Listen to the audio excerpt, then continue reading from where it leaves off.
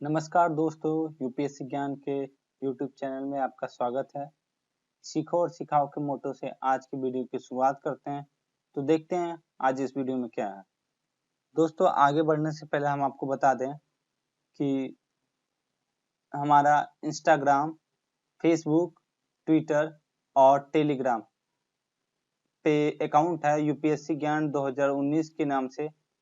उसे आप सर्च कर सकते हैं यूजर नेम को और हमें फॉलो कर सकते हैं। और पीडीएफ के लिए आप टेलीग्राम चैनल को अवश्य ज्वाइन कर लें। ठीक है दोस्तों, तो बढ़ते हैं वीडियो की तरफ। तो आज से हम बीपीएससी मेंस जीएस पेपर 1 में जो हिस्ट्री का पार्ट है, ठीक है, उसको स्टार्ट करने जा रहे हैं, जिसमें पाल कला, मौर्य कला, पटना कलम शैली, मधुबनी, मंजूषा इत्यादि को देखेंगे। साथ में जो विद्रोह है, बिहार में हुए विद्रोह, प्रेस का विकास और साइंस एंड टेक्नोलॉजिकल डेवलपमेंट इत्यादि को देखेंगे। ये आपको मेंस में काम आएगा, साथ साथ ऑप्शनल पेपर में भी काम आएगा। ठीक है दोस्तों, तो आज पाल कला जो हमारा फर्स्ट वीडियो है वो पाल कला पे है। ठीक है, तो बढ़ते हैं आज पहले टॉपिक की ओर। तो इसे हम मुख्यतः इस तरह देखेंगे। सबसे पहले हम इसका परिचय देखेंगे। ठीक है, परिचय के बाद जो इसका कला का क्या क्या विविध रूप था उसे देखेंगे। ठीक है, और उसके बाद इसके आलोचना और निष्कर्ष को डिस्कस करेंगे। ठीक है,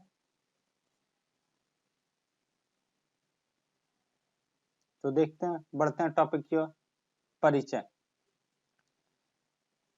तो देखिए, पाल वंश ने 8वीं से 12वीं शताब्दी तक बिहार एवं बंगाल के क्षेत्रों में शासन किया था। ठीक है, और उसने मौर्य और गुप्तों से जो चली आ रही कला के विकास की प्रक्रिया है उसे आगे बढ़ाया था। ठीक है, और इस काल में वास्तुकला, जिसे स्थापत्य कला के नाम से भी जानते हैं, मूर्ति कला, मृण मूर्ति कला, चित्रकला इत्यादि के क्षेत्र में कुछ विशिष्ट उपलब्धियां देखी जा सकती है।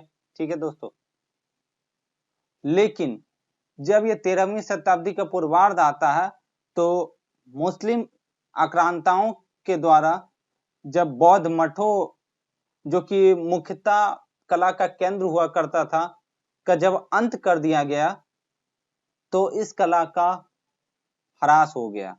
ठीक है दोस्तों, और जो बचे खुचे कलाकार थे, भिक्षु थे, वो यहाँ से बचकर निकल गए और नेपाल चले गए, जहाँ पे पाल कला जो है वो और मजबूत होती गई और उसका वहाँ का स्थानीय कलाओं के साथ मिश्रण होकर के एक नया रूप उभरा।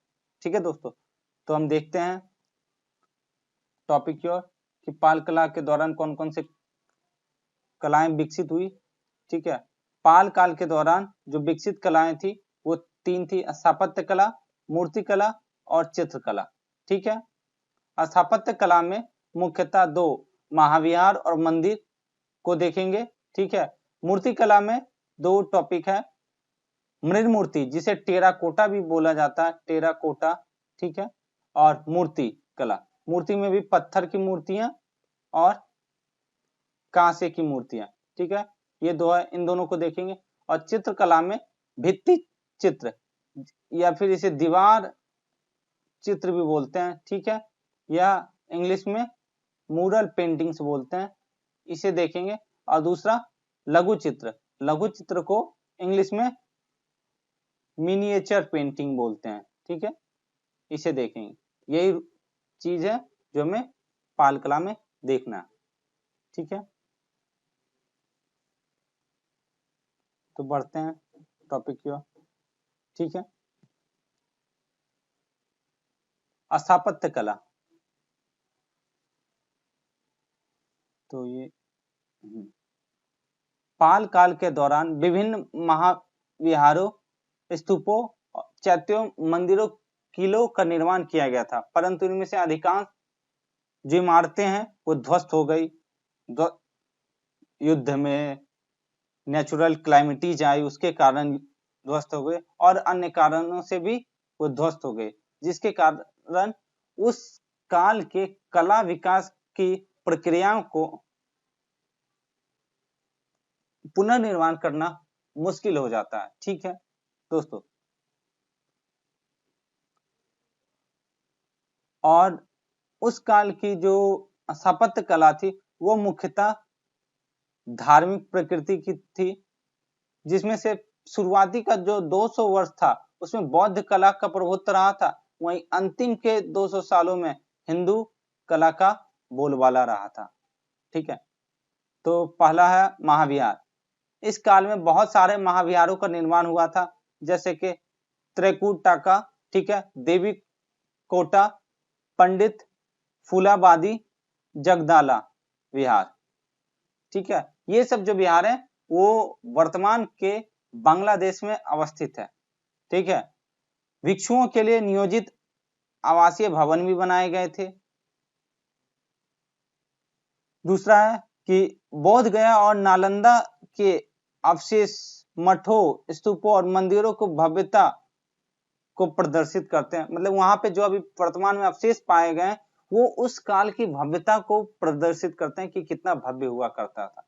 ठीक है, और उन दिनों की बौद्ध स्थापत्य कला के अध्ययन के लिए नालंदा सबसे अच्छी जगह हुआ करती थी। ये सब देखिए, ये सब पॉइंट्स जो है ये हाईलाइटेड पॉइंट्स है, जिसे आपको यूज करना है मीन्स में। ठीक है, गोपाल ने बिहार के ओदनपुरी महाविहार का निर्माण कराया। ओदनपुरी जो बिहार शरीफ है उसका निर्माण करवाया था। ओदनपुरी महाविहार इतना शानदार था कि ये जो तिब्बत में पहला मॉन्स्ट्री स्थापित हुआ, मतलब मठ जो स्थापित हुआ, उसके लिए मॉडल का कार्य किया था। ठीक है, ओदनपुरी महाविहार ने। वहीं धर्मपाल ने विक्रमशिला महाविहार की स्थापना करवाई थी, जो कि बिहार के भागलपुर जिले के पत्थरघाटा में अवस्थित है। और दूसरी ओर सोमपुरा महाविहार जो कि पहाड़पुर बांग्लादेश में अवस्थित है का निर्माण करवाया था। ये दोनों महाविहार उस समय के बौद्ध शिक्षा के सबसे महत्वपूर्ण केंद्रों में से एक थे। ठीक है, जहां विक्रमशिला में एक एक मंदिर और स्तूप के अवशेष मिले हैं, वहीं सोमपुरा महाविहार पाल स्थापत्य कला का सबसे उत्कृष्ट उदाहरण है, और साथ ही साथ ये उस समय के उपमहाद्वीप का सबसे बड़ा महाविहार भी था। ठीक है दोस्तों, इसके बारे में विपुल श्री मित्र के नालंदा शिलालेख में यह लिखा गया कि इसे जगतम नेत्रक विश्रमा भव, अर्थात दुनिया की आंखों को भाने वाला बतलाया गया है। ठीक है, इसकी केंद्रीय पवित्र स्थल ये देख लीजिए, नीचे जो है ये है सोमपुरा महाविहार। ठीक है, इसका केंद्रीय पवित्र स्थल की योजना बंगाल में विकसित हुई थी, और साथ ही इस महाविहार के धीरे धीरे घटते हुए केंद्रीय पवित्र स्थल अर्थात मंदिर, जिसे श्रीन भी कहते हैं, कि वास्तुशिल्प ने पड़ोसी देश जैसे इंडोनेशिया, म्यांमार आदि के स्थापत्य को भी प्रभावित किया। ये देखिए ऊपर से जो ये धीरे धीरे घटता जा रहा है। ठीक है, ठीक है, ये जो है ये बंगाल में विकसित हुई थी, और यह आगे चल करके 13वीं एवं 14वीं शताब्दी में जो इंडोनेशिया, म्यांमार इत्यादि के इमारत बने हैं वहां पे भी इसका प्रभाव देखने को मिलता है। और इस महाविहार की कलात्मक सृजनात्मकता को देखते हुए एवं इसकी विशिष्टता को देखते हुए यूनेस्को ने 1985 में इसे विश्व धरोहर स्थल घोषित किया। इस पॉइंट्स को कोट कीजिएगा तो शायद एक नंबर ज्यादा मिले। ठीक है दोस्तों, ये देखिए हमारा जो है स्तूप का स्ट्रक्चर है कि कैसा होता है स्तूप। कुछ कुछ जब मेंस को आप लिख रहे होंगे तो कुछ एक पिक्चर्स को बना दीजिएगा, बस मोटा मोटी, जिस तरह जैसे कि ये किया आपने, इस तरह तोरण द्वार बना दिया, अंडक बना दिया। ठीक है, ताकि एक नंबर भी मायने रखता है, एक नंबर बढ़ जाएगा तो उससे फायदा होगा। देखिए इधर देखते हैं कि हमारा जो ये स्तूप है उसका क्या स्ट्रक्चर था।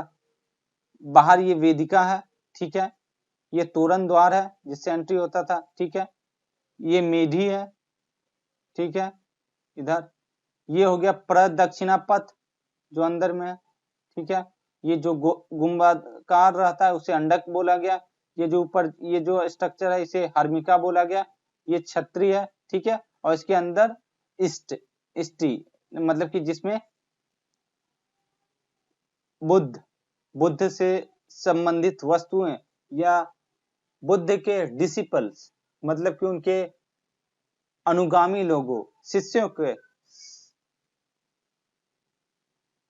शिष्यों से संबंधित चीजों को रखा जाता है।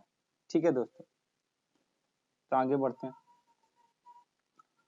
पाल शासकों के द्वारा दिए गए संरक्षण में बौद्ध धर्म, संस्कृति और ज्ञान के विभिन्न केंद्र फले फूले, जिससे तत्कालीन बौद्ध जगत में बंगाल की प्रसिद्धि फैल गई। मतलब कि पाल शासक का चूंकि सेंटर बंगाल हुआ करता था, उसके कारण बंगाल की प्रसिद्धि अन्य जो बौद्धिस्ट सेंटर्स थे वहां पे फैलते चले गए। इसके कारण यहाँ पे बहुत से विद्वान आए, ठीक है।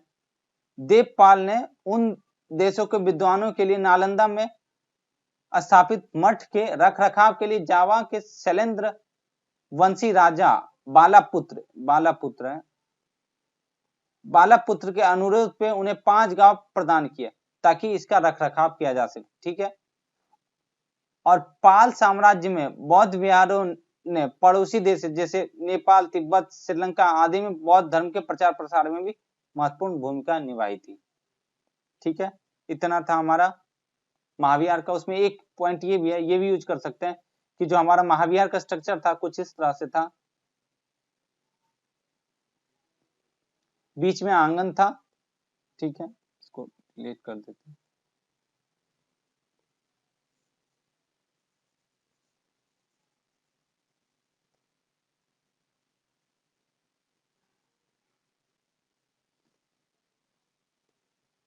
ये जो था ये आंगन था, ठीक है, इसके इधर चबूतरा था,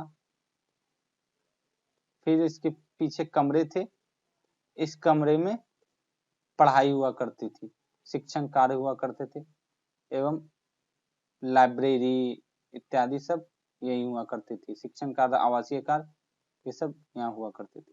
ठीक है, दूसरा है मंदिर। मंदिर को देखते हैं। पाल काल के दौरान बने मंदिर स्थानीय वंगा शैली को प्रदर्शित करते हैं। वंगा शैली जो है, जो बंगाल की एक स्थानीय शैली हुआ करती थी, उससे प्रेरित है पाल काल का बना मंदिर।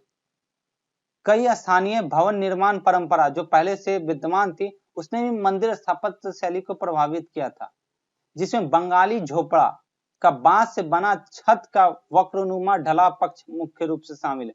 अभी भी देखते होंगे कि बहुत जगह होता कि ये जैसे हट टाइप का इस तरह झुकाव रहता। ये जो चीजें हैं इसने पाल कला के बने मंदिर को प्रभावित किया था। ठीक है, उसके उदाहरण के रूप में वर्धमान जिले के बड़ाकर में स्थित 9वीं शताब्दी का सिद्धेश्वर महादेव मंदिर का एक लंबा वक्रनुमा शिखर प्रारंभिक पाल शैली का एक उदाहरण है। ठीक है, अब दूसरा है कि 9वीं से 12वीं शताब्दी के बीच पुरुलिया जिले में कई मंदिर बनाए गए थे, परंतु जब उस क्षेत्र में बांध बनाया गया तो अधिकांश जलमग्न हो गए। लेकिन उस दौर के कई मंदिर को अभी भी देखा जा सकता है।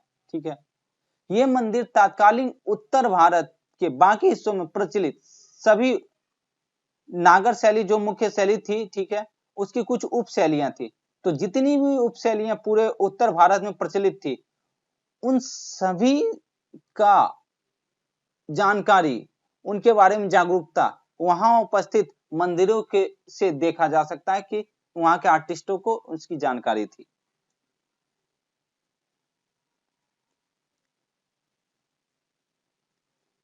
इन मंदिरों में काले और भूरे बेसाल्ट और क्लोराइट पत्थर के खंभों का इस्तेमाल हुआ, साथ ही इसमें धनुषाकार ताखा का इस्तेमाल हुआ, और इन दोनों चीजों ने गोंड और पंडुआ के शुरुआती सल्तनत कालीन इमारतों को भी प्रभावित किया। उन सभी में भी इसका लक्षण देखा जाता है।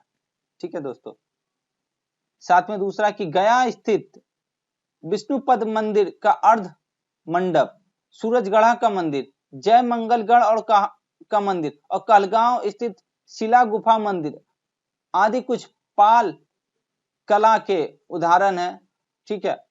साथ ही 9वीं सदी में जो कहलगांव में जो शिला गुफा मंदिर है, ठीक है, उसमें दक्षिणी भारतीय वास्तुकला कला की गेबल्ड वॉल्ट छत की विशेषता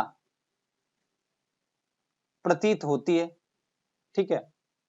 दूसरा पॉइंट है कि गया जिले में कौच में स्थित ईंट निर्मित शिव मंदिर अपनी वक्रनुमा शिखर और कोवेल्ड लेंसेट, देखिए ये है कोवेल्ड लेंसेट, इस तरह का बना रहता है। ठीक है। खिड़की के कारण वास्तुशिल्प का एक महत्वपूर्ण उदाहरण है। ठीक है। इसके साथ ही रामपाल, जो पाल वंश का एक शासक था, उसने रामवती नाम का एक शहर की स्थापना की थी, जिसमें कई इमारत और मंदिरों का निर्माण कराया गया था। ठीक है दोस्तों, ये राम मंदिर का। अब आगे मूर्तिकला के पार्ट्स को देखते हैं। मूर्तिकला में पहला है टेराकोटा मृण मूर्ति। ठीक है। तो पाल कला के दौरान मृण मूर्ति की सुंदर और कलात्मक रूप विकसित हुई थी।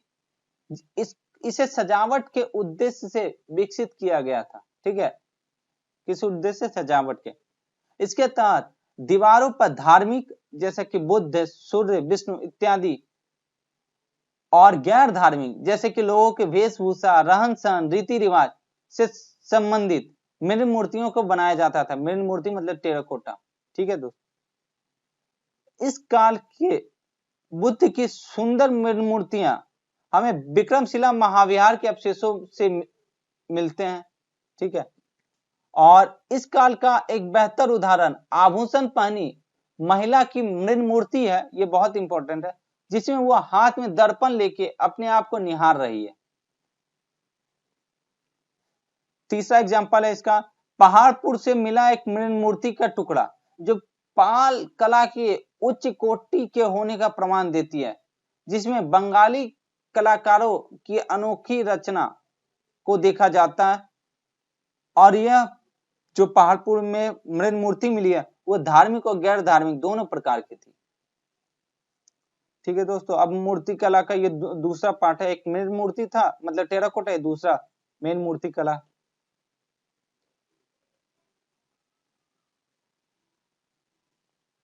पाल काल के दौरान गुप्त काल से चली आ रही मूर्ति काल की परंपरा एक नई ऊंचाइयों पर पहुंची थी, जो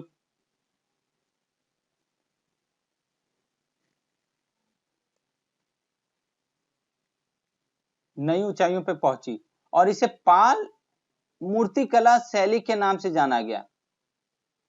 चूंकि ये इतना स्टैंडर्ड हो गया था कि इसके लिए एक अलग से स्कूल, पाला स्कूल ऑफ स्कल्पचर की उपाधि दी गई थी। ठीक है। और इसे मध्यकालीन भारत का पूर्वी शैली का नाम भी दिया गया था। ठीक है दोस्तों।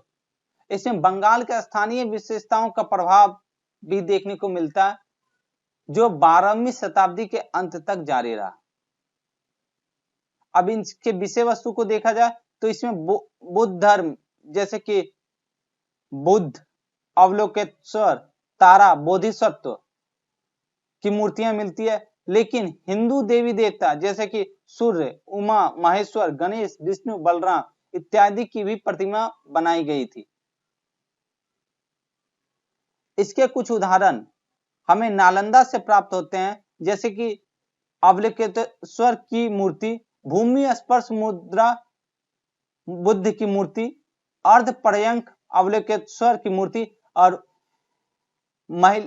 वक्षुमा महिला मूर्ति। ठीक है। महिला मक्ष मूर्ति ये हमें नालंदा से प्राप्त होते हैं। ठीक है।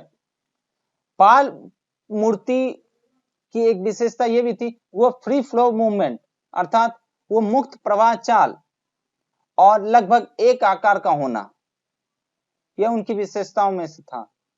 और इस काल में मुख्यतः कांस्य और पत्थर की मूर्तियां बनाई गई थी, जिसका मुख्य केंद्र नालंदा, बिहार शरीफ, बोध गया आदि था। कांस्य की मूर्तियों को देखते हैं। कांसे की मूर्तियों को लुप्त मोम प्रक्रिया से सांचे में ढालकर बनाया जाता था।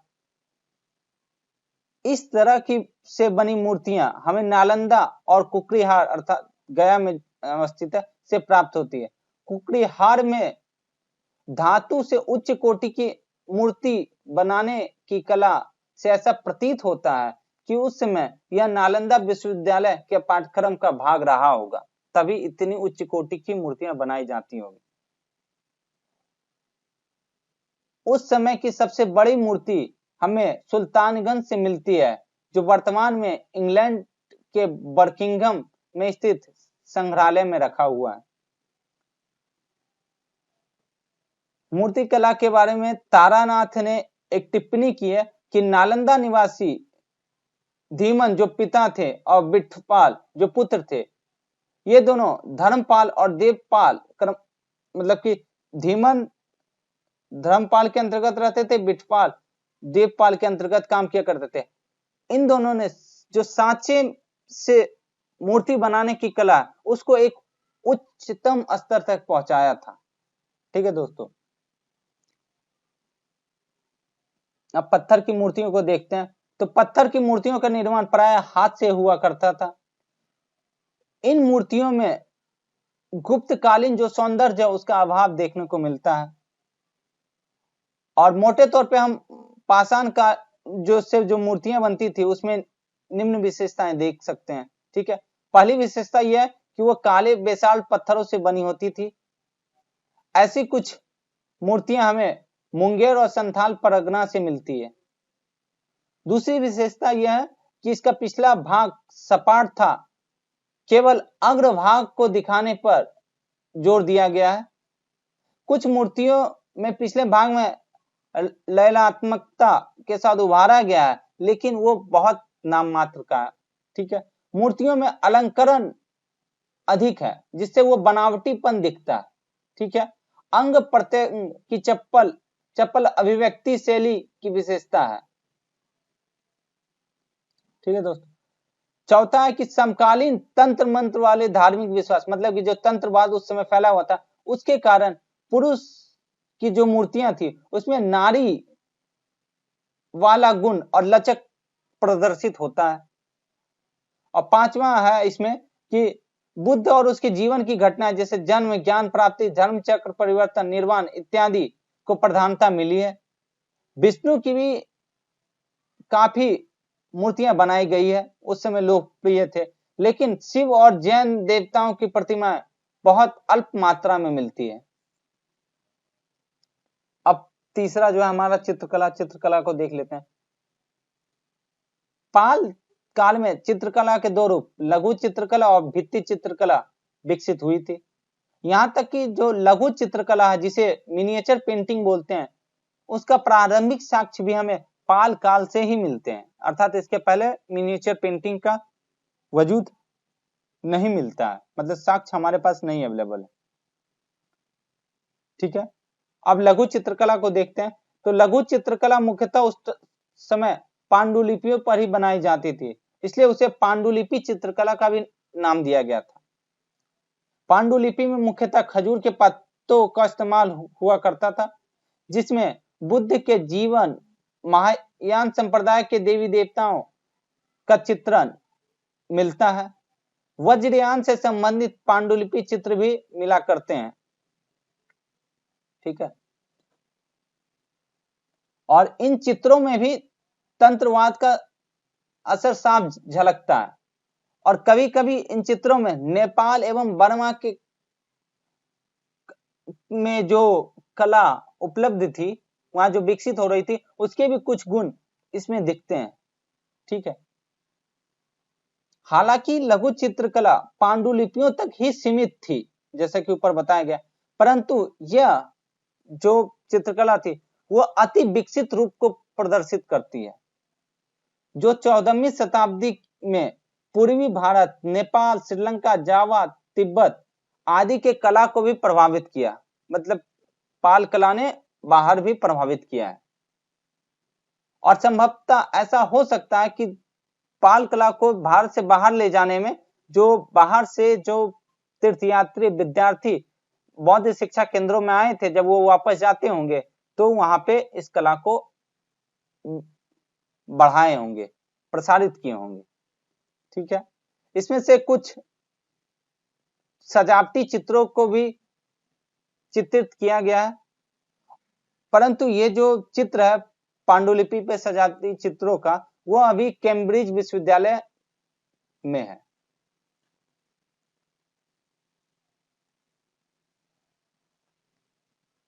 एक अच्छे किस्म के ताड़ के पत्ते की पांडुलिपि पे बना चित्र या फिर पांडुलिपियों के लकड़ी कवर, मतलब कि जो पांडुलिपि हुआ करती थी उसको जैसे आजकल बुक में देखते हैं कवर, उसी तरह उस टाइम के पांडुलिपि का कवर लकड़ी का बना होता था। उनमें प्राथमिक रूप में लाल, नीला, काला और सफेद रंगों का इस्तेमाल होता था, जबकि सहायक रूप में हरा, बैगनी, गुलाबी रंग एवं भूरे रंगों का उपयोग किया जाता था। तारानाथ ने जो पहले जिन्होंने उल्लेख किया था धीमोन और बिटपाल को मूर्ति कला में, उन्होंने ये भी बोला कि इन दोनों का योगदान चित्रकला में भी उल्लेखनीय है। ठीक है, और पांडुलिपि चित्रों के कुछ प्रमुख उदाहरण है पंचारक्ष, और दूसरा है रामपाल के शासन काल में निर्मित अष्टसहस्रिक प्रज्ञान परिमिता चित्र, जो कि वर्तमान में ऑक्सफोर्ड संग्रहालय में ब्रिटेन में। और तीसरा है पंचविग सतीसहरिक प्रज्ञान परिमिता। ठीक है दोस्तों, ये देखिए एक उदाहरण है, क्या बोलते हैं, लघु चित्रकला का, पाल काल का, जिसको इस तरह पांडुलिपि पे बनाया गया है। अब दूसरा है भित्ति चित्रकला। भित्ति चित्रकला जिसे वॉल पेंटिंग बोलते हैं। ठीक है, तो भित्ति चित्रकला का हमें साक्ष्य जो है नालंदा जिले के सराय स्थल से मिलता है। ठीक है, इसमें ग्रेनाइट का जो चबूतरा है उस पर फूल, ज्योमेट्री आकार के डिजाइन, मनुष्य, जानवर इत्यादि के चित्र देखे जा सकते हैं, परंतु समय के साथ वो धुंधले हो गए हैं। लेकिन कुछ चित्र जैसे कि घोड़ा, हाथी, नर्तकी, बोधिसत्व इत्यादि के चित्र के जो निर्माण की प्रक्रिया है और उनकी अजंता एवं बाघ गुफाओं की चित्रकला से साम्यता को देखते हुए यह प्रतीत होता है कि उनका प्रभाव, मतलब अजंता और बाघ के चित्रकलाओं का प्रभाव पाल काल के भित्ति चित्रकला पे अवश्य पड़ी होगी। ठीक है, यह हमारा टोटल हो गया। अब हम देख लेते हैं इसमें कुछ आलोचनाएं, जैसे कि पाल मूर्ति कला में अलंकरण पे इतना जोर दे दिया गया कि वास्तविकता को कुछ आभास ही नहीं होता है, वास्तविकता का अभाव दिखता है। दूसरा है कि पहले भी डिस्कस किया गया कि पाल मूर्ति कला में अग्रभाग पर अधिक जोर दिया गया, जबकि पिछले भाग पर जितना आवश्यक ध्यान दिया जाना चाहिए उतना नहीं दिया गया।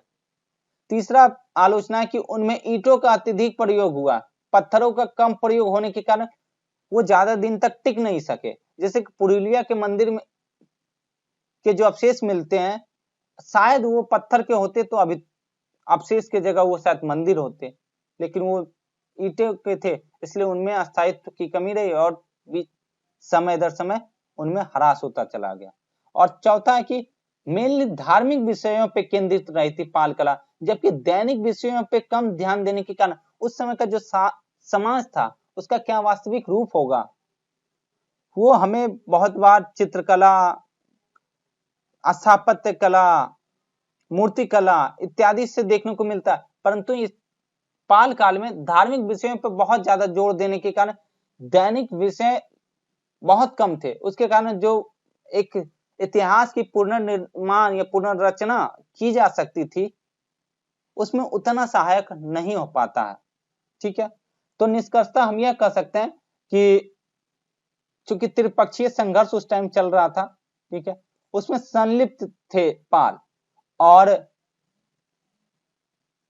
इसके बावजूद पाल शासकों ने जो मौर्य और गुप्तों की जो कला विकास की प्रक्रिया थी उसको न सिर्फ आगे बढ़ाया बल्कि एक नई ऊंचाइयों पर भी पहुंचाया, ठीक है।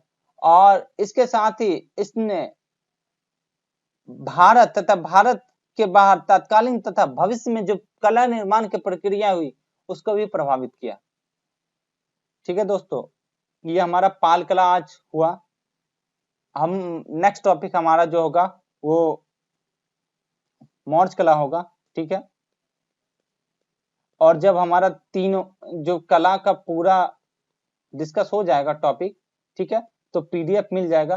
पीडीएफ आपको यूपीएससी ज्ञान 2019 ये चैनल है टेलीग्राम पर,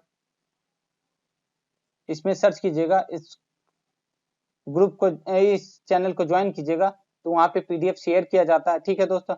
अगर वीडियो सही लगे तो लाइक कर दीजिएगा, सब्सक्राइब कर दीजिएगा और शेयर कर दीजिएगा इसे अपने दोस्तों में, और जो मीन्स दे रहे हैं, जो तैयारी कर रहे हैं, ठीक है दोस्तों। और फेसबुक, ट्विटर, इंस्टाग्राम पे आप हमारे चैनल को फॉलो कर सकते हैं, यूपीएससी ज्ञान 2019 के नाम से है, ठीक है दोस्तों। धन्यवाद।